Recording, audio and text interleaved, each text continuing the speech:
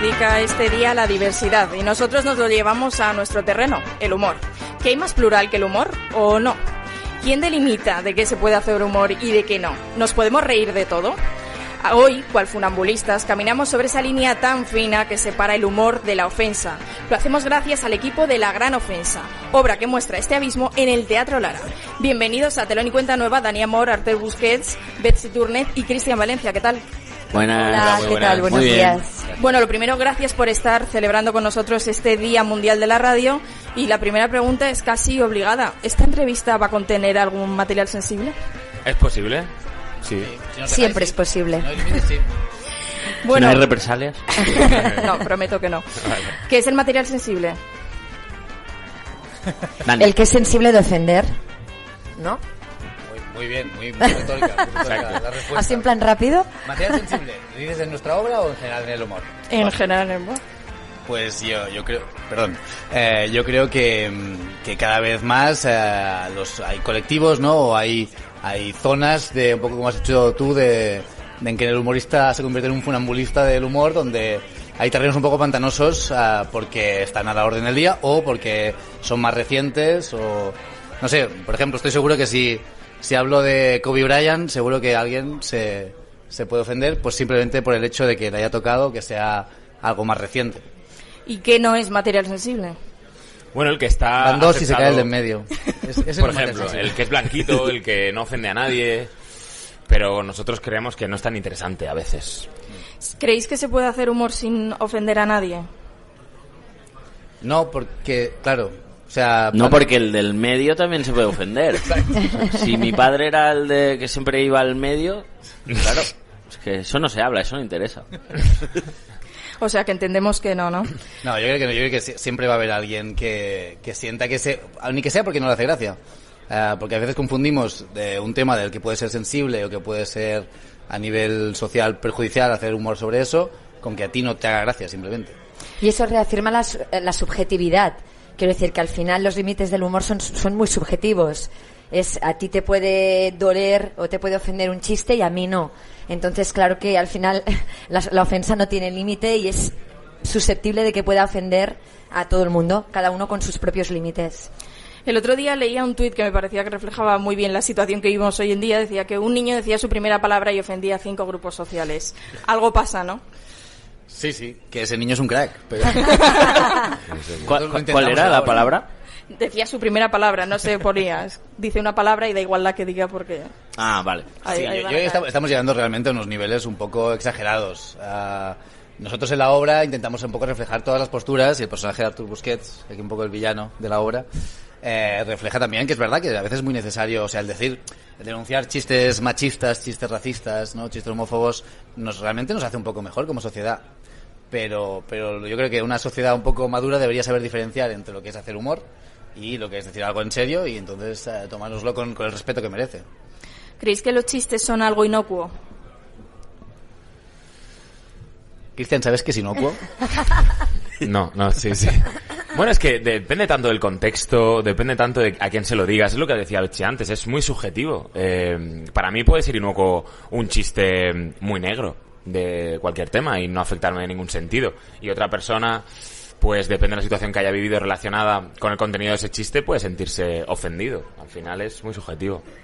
En el caso del humor, de los monólogos, ¿creéis que es mejor pedir perdón que pedir permiso? Esa es una cosa que también planteamos en la obra, sí. Que intentamos también lo mismo, reflejar un poco los puntos de vista. Cristian Valencia hace del cómico que ha dicho el chiste por el cual somos denunciados y yo soy el que lo ha escrito.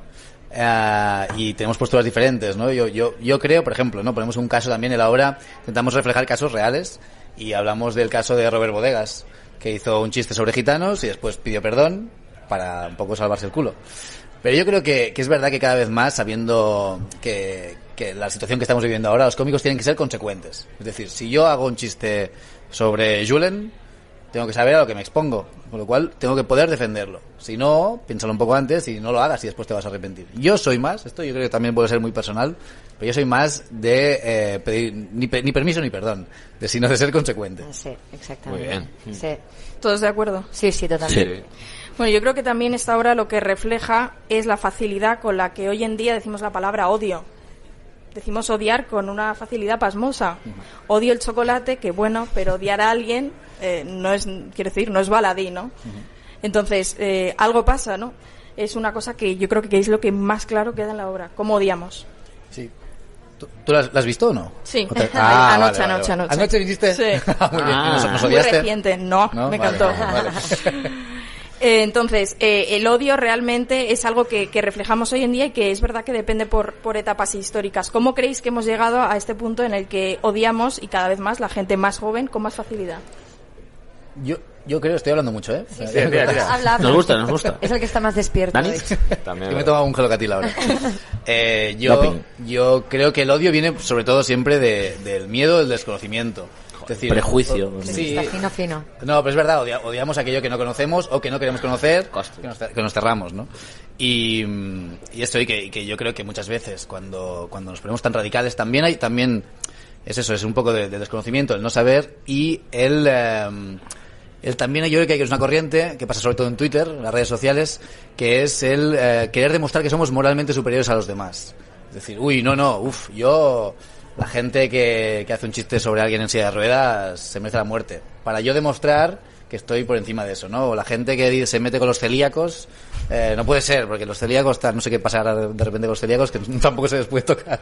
Pero que quiero decir que hay esta cosa de, por un lado, el odio a lo desconocido, cuando se habla de eso, de un tema racista y tal, y por el otro lado contrario, justamente, el que quiere demostrar, ¿no? Que odia a los que hacen chistes sobre temas de humor negro para demostrar que es moralmente superior a ellos.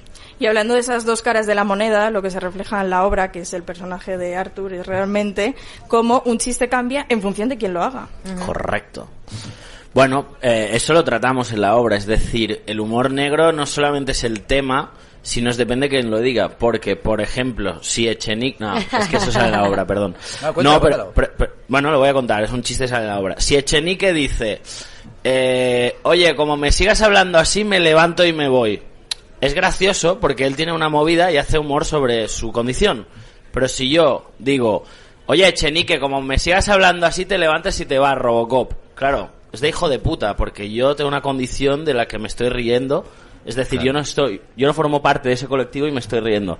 Entonces, es un tema el hecho de que sí que es muy fácil hacer humor desde una posición privilegiada, ¿no? Desde un privilegio. Entonces, cuando te estás riendo de un colectivo desfavorecido, es ahí donde yo entiendo que puede ser criticable. Ahora, es lo que siempre hablamos. El debate o el juicio moral ético de la calle creo que es necesario para avanzar como sociedad. Lo que no estamos de acuerdo, y creo que mucha gente estará con nosotros, espero, nosotras, es que el juicio o el debate tiene que llevarse a lo legal, a un juicio legal, a un juicio pues de juzgados, de abogados. Lo que pasa es que, por ejemplo, ahora que estabas diciendo esto, es que para mí no es reírse de ese colectivo, claro, es hacer humor de ello. Es que es muy diferente. Es un tema también. Entonces, de aquí géneros, la línea es muy fina, porque cuando tú sientes que se están riendo de mí, no, estamos haciendo humor con eso. Es que es muy diferente. Sí. Entonces hay gente que incluso perteneciendo a ese colectivo te dice, oye, dame más. Claro, porque ahí está esa magnífica capacidad, que es lo más sano, que es reírse de uno mismo. Claro, exactamente. Ahora. Sí. Cuando uno llega a reírse de uno mismo es cuando ha llegado al culmen del humor, realmente. Bueno, a pesar de que esta es una obra para reírse y reírse mucho, curiosamente hay momentos donde el silencio habla por sí solo. Claro. Donde el silencio del público es demasiado elocuente. Bueno, es lo que intentamos lograr, encontrar esa incomodidad en el espectador, ¿no? Que realmente se plantee del lado de quién está, sino del ofendido, de los que ofenden. Es verdad que lo notamos mucho y es verdad que cada día es diferente, está viva la obra, ¿no? Hay días que depende del público de dónde venga o lo que sea, se toman unas bromas de una manera muy concreta y otras de otra.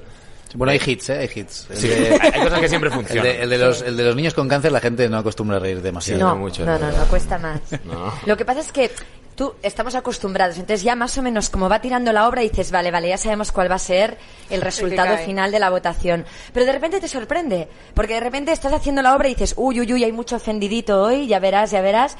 y de repente luego todo el mundo levanta verde, o sea que... Es que eso no lo hemos contado igual, que es que... Es a lo que iba ahora realmente, que esta obra acaba, es un juicio, no deja de ser un juicio, en el que el juicio popular es el público. Y al final de la obra, el jurado popular efectivamente decide si vosotros sois inocentes o sois culpables. Yo ayer miraba alrededor, todo el mundo hacía lo mismo, es muy curioso, todo el mundo, a ver qué has votado, a ver qué has votado. Sí, eso pasa. Yo creo que la gente hace un poco de trampas. Sí, yo creo que también decía, ¿creéis que hay un momento de presión social de decir, no, tengo que decir que son inocentes? Creo que si la gente seguro. votara en privado, votaría diferente. Si el voto fuera oculto, si el voto no fuera mano alzada, como es en la obra, yo creo que sí, que la gente votaría más en rojo, porque al final votas rojo o verde, con una tarjeta, pero también nos ha pasado, en una función sobre todo, que la cosa cambió un poquillo. Sí, sorprende, ¿no? Sorprende, porque estamos acostumbrados realmente que la gente viene a pasarlo bien, está con nosotros muy desde el principio, y ya si vienes a ver una obra que te dicen desde el principio que puede ofenderte y que no es apta para ofendiditos, pues ya sabes que quieres un poco de caña. Y vienes predispuesto a eso, ¿no? Con esa opción. Pero a mí me gusta mucho la gente que vota en rojo, que se ha reído durante la obra y sigue votando en rojo, porque creo que es la gente que aún tiene un poco más, que cuando sale al teatro sigue dándole vueltas. Sí, es muy legítimo. Esta obra yo creo que también refleja esa cosa tan dicha, y que es una verdad como un templo, que es que hablando se entiende la gente. Uh-huh. Sí. Que no es tan difícil. No, exactamente. Lo dice tu personaje, ¿no? ¿También? Sí, mi personaje lo dice. Igual habla demasiado. Que de hecho deberíamos hablar más, hablamos poco. Sí, hablando se entiende la gente, lo que pasa es que tienes que estar dispuesto realmente a escuchar, o sea, abrirte realmente a poder cambiar tu percepción, a hacer una reflexión personal. Porque si la conversación es simplemente para defender tu posición, no hay entendimiento, no hay cambio. Entonces, sí, hablar, pero siempre con la intención de decir, bueno, a ver qué puedo aprender de esto, ¿no? A mí me ha pasado, o sea, durante el proceso yo tenía unos límites. Cuando digo el proceso hablo de cuando empiezo los ensayos de la obra, yo tenía unos límites, habían ciertos chistes que yo no los toleraba. Y ahora no solo los tolero, sino que me han sanado respecto a ese tema en concreto. O sea, para mí era un tema de hostia, este chiste es demasiado. Y ahora noto que me ha sanado y que ese tema lo sobrellevo mucho mejor gracias al humor. Esto ha sido lo que me ha pasado a mí, porque yo personalmente estoy abierta a poder cambiar. Entonces eso es clave. ¿Cuál es tu predisposición? Uh-huh. Claro.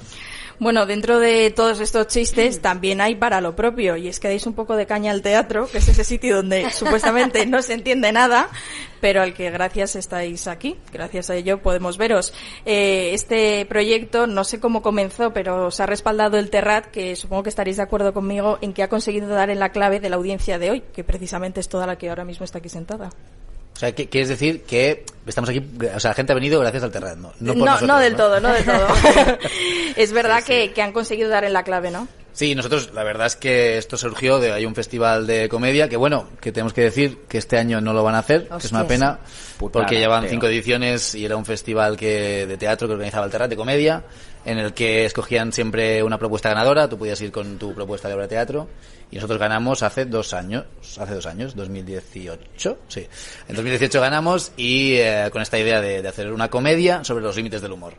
Y a través de ahí la verdad es que sí, el apoyo del Terrat ha sido máximo, tanto en difusión como a poder llegar aquí, o todas las entrevistas que hemos conseguido a través de la obra, incluso estar en el Lara, nos ha ayudado mucho que estuviera el Terrat detrás.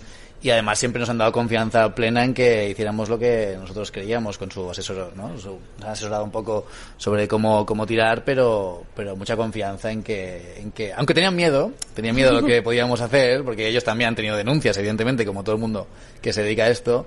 Pero bueno, nos han tratado muy bien, ¿no? Sobre todo porque creen en la obra. Uh-huh. O sea, Andreu está entusiasmado. Ayer repitió. Vino otra vez al teatro y estuvo con Berto. O sea, quiero decir que es que apuestan porque les mueve, les mola y confían. Y creen que es necesaria. Uh-huh.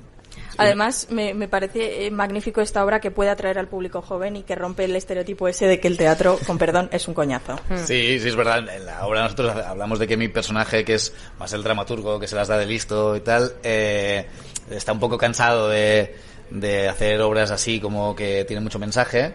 Y la obra que hemos pretendido hacer nosotros es una obra que acerca al público joven, que te vengas a reír. Al final también en el monólogo que hace Cristian, que lo tenemos dentro de la obra, nos ayudó compañeros de la Resistencia, guionistas de la Resistencia, nos ayudaron un poco a hacer el monólogo, y es un público un poco eso, un público un poco resistencia a este mundo. que es lo que tenemos. Bueno, además, ¿creéis que dentro de esta historia, que es magnífica, repito una vez más, se retrata aquello de que el humor, al final, es la única forma y el único arma que tenemos de luchar contra el miedo?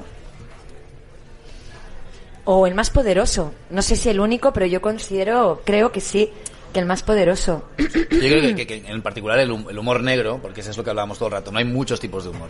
Y el humor negro, muchas veces, o como venimos, esto también puede ser personal, pero cuando yo lo hago, cuando lo hacemos nosotros, lo hacemos también de cosas que a nosotros nos parecen una salvajada. Es decir, a mí, que exista gente racista, que exista Vox, que exista, bueno, pues eso, gente que no haciendo humor trata unos temas de forma totalmente denigrante, me parece una salvajada y me da miedo.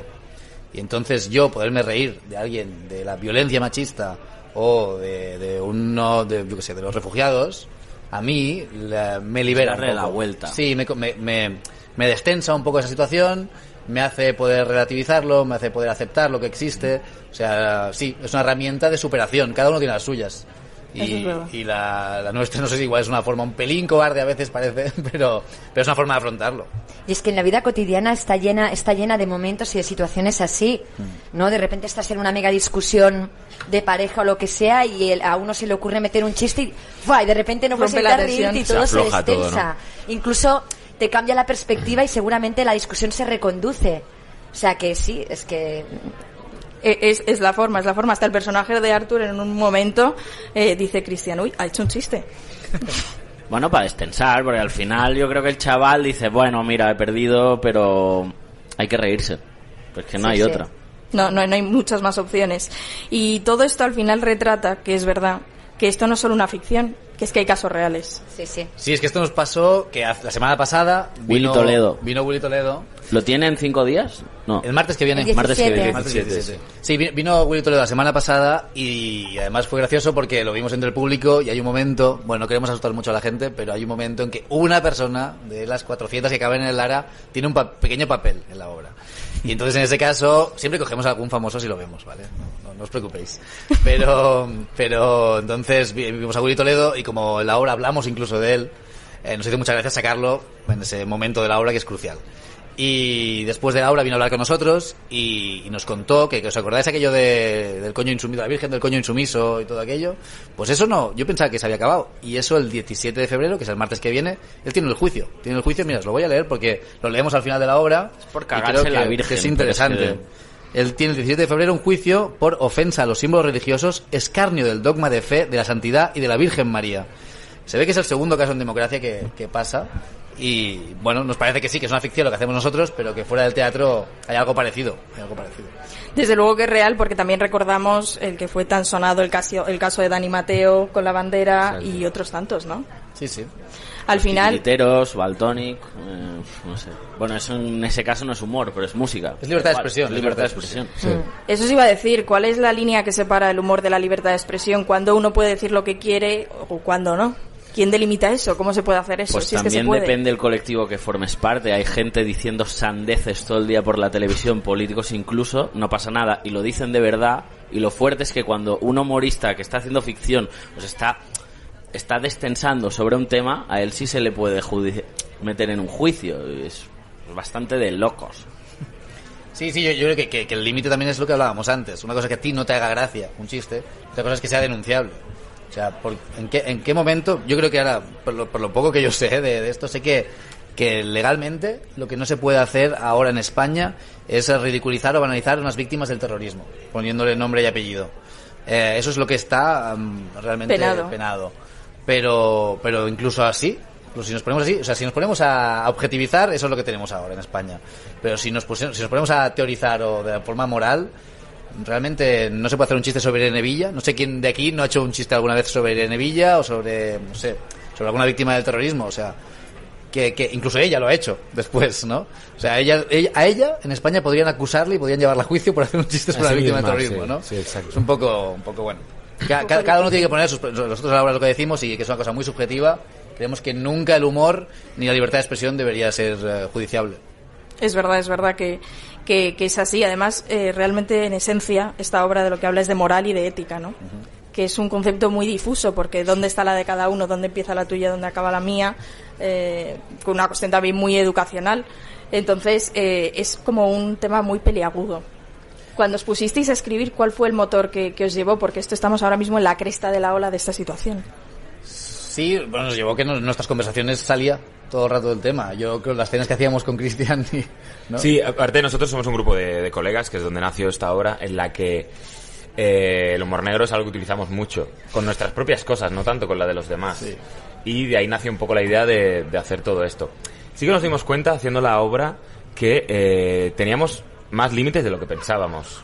Nosotros pensábamos que todo nos hacía gracia o que de todo se podía hacer humor negro, pero sí en petit comité. Otra cosa es cuando haces un proyecto y cuando intentas de alguna manera transmitir una idea y que la gente se quede con un concepto.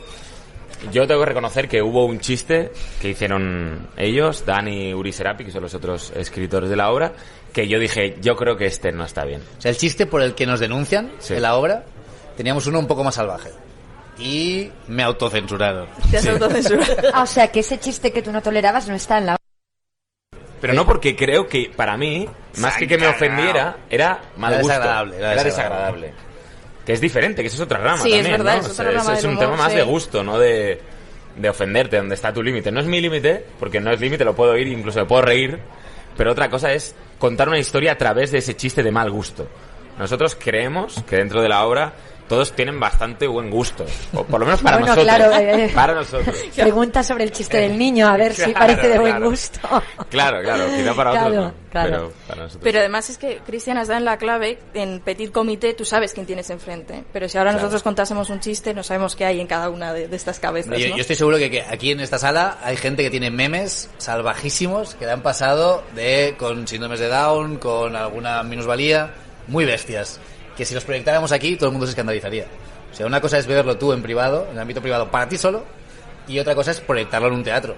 O incluso aún más, ponerlo en televisión, que es lo que ha pasado muchas veces, que un monólogo o un chiste se saca del contexto que ha salido en un teatro, se pone ese chiste solo en Twitter, y entonces se arma la de Dios. Es que ahí es donde está el límite de la esfera privada y la esfera pública, que no es lo Totalmente. mismo. Sí, sí, porque una cosa es, tú oyes un chiste heavy y en milésimas de segundo tú puedes pensar, hombre, de esto yo me puedo reír sola en mi intimidad, pero no nos vamos a reír toda esta sala de esto. Claro. ¿Por qué no? Está mal. ¿Qué diferencia hay, no? Porque Pero existe. Claro, pero cuando haces esto, de alguna manera, cuando tú pasas un meme heavy, de alguna manera te representa. O sea, te representa a ti, ¿no? Y es como yo me río de esto, lo comparto con vosotros, espero que lo hagáis. Y Claro. luego está el dilema moral que has dicho antes de decir, no, yo no comparto esto. O esto es de mal gusto compartirlo, ¿no? Sí. Es que es muy fina la línea, Sí, ¿no? sí, sí. ¿Creéis que se puede sobrevivir en este mundo ofendiéndose permanentemente? No. No. Una cosa muy sufrida. No, primero te van a Sobrevivir, pero salir mal. muchas arrugas. Sí, sí. Vas a cagar mal también. Sí, sí. Pero es verdad que cada vez es más común. ¿Y sin humor es posible seguir aquí? Yo creo que tampoco. Yo creo que Tampoco, no. tampoco. No. Es una cosa que no- lo que le pasa a la gente es eso, que hay veces, que tú antes cuando hablabas que cada vez nos ofendemos más o tenemos más odio y tal, es porque nos estamos paranoiando con el qué se puede o no se puede hacer humor. Y volvemos a poner ejemplos de la obra, pero nosotros, que es verdad que cuando hablamos de Arévalo, que hacía chistes de mariquitas y gangosos, y el otro día, por otro tema de otro trabajo, estuve buscando cassettes de las cintas de Arévalo, y ellos lo promocionaban como con nuevos chistes de mariquitas. Es una cosa que ahora... Nuevos chistes de mariquitas, ¿eh? Sí, sí, como el gran Que parece hit para que te ciencia compras el ficción. cassette, ¿no? Claro, entonces, evidentemente todo eso ha hecho que mejoremos. Pero yo creo que una sociedad madura debería saber separar lo que es humor de lo que es un tema que importa. Y si nosotros supiéramos separar eso, no tendríamos estos complejos a la hora de hacer humor. Podríamos hacer humor sobre cualquier tema, sabiendo que aunque yo haga un chiste sobre el niño que murió en la playa de Lesbos, no quiere decir que eso, cuando vi la noticia en el periódico, no me partiera el corazón. No tiene nada Claro, que ver. claro. Exacto. Dentro de esta obra, si uno mira al público, ve que es bastante heterogéneo. ¿Tenéis distintas respuestas según la edad de quien lo recibe? Según la edad, Sí. yo creo que es más el carácter que la edad. Sí. Sí, o la ideología. Sí, o la También ideología. por ahí va un poco. Tuvimos un día que tuvimos una ideología, ¿vale? Dentro del público, no voy a decir cuál. Y lo Hostia, notábamos. Notábamos que había tensión, mucha tensión. Con los chistes, mucha No, tensión. vamos a contar esto. El personaje de Artur Busquets, que es el que nos denuncia, además es súper independentista catalán, ¿vale? Está como muy concienciado con varias causas y con eso es como un tema muy sensible para él. Y hay gente, nosotros evidentemente todo lo que tocamos a Podemos, tocamos a independentismo, tocamos a Vox, tocamos a todo, ¿no? Hay para todo el mundo. Claro, pero hay gente que no lo entiende bien y de repente sale una persona con pegatinas de la estelada y de Llevar a tal. presos políticos. Si en realidad nos estamos riendo del procés. Y la porque hay que gente reírse. nos recibimos algún comentario después de la hora, después de ese día, de propaganda independentista. Con lo cual...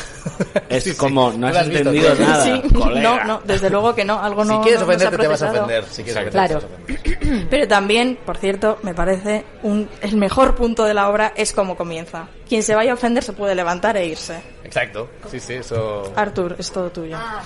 Hay un pre-show en el que yo, vestido de una manera divertida, hablando de una manera concreta, aviso de que si te vas a ofender, que no pasa nada, pero te puedes levantar e irte antes de empezar el espectáculo. Porque si Eso no- es un poco para cubrirse las espaldas, Eso es. cariños míos. Eso. Pero Quien bueno. avisa no es traidor. Exacto. Eso es Bueno, verdad. pero es que la obra ya se llama La Gran Ofensa. Sí. O sea, a ver, no vienes a ver Alicia en el País de las Maravillas. No, y al ¿sabes? final te dan, puedes expresar tu opinión dentro de la obra. Claro. Entonces, no pasa nada, te puedes quedar a verla y simplemente decir, pues no estoy de acuerdo. ¿No? Ujú. Sí, sí. Que para eso queremos que venga el público. Correcto, venir todos, Teatro Lara, miércoles y jueves. Estáis efectivamente los miércoles y los jueves en el Teatro Lara hasta Hasta el 2 de abril. Venga, el 2 de esto es abril. primicia ahora, porque se acaba de saltar Artur. ¡Wow! Estábamos hasta finales de febrero y allí... Bueno, sí, es que nos lo estamos saltando, ¿eh? Creo que se hace oficial mañana, pero nos han prorrogado hasta el 2 de abril. Bueno, Eso no quiere decir que no corráis a pillar entraditas. Sí. que hay que ir ya urgentemente todos los miércoles y jueves a las 10:30.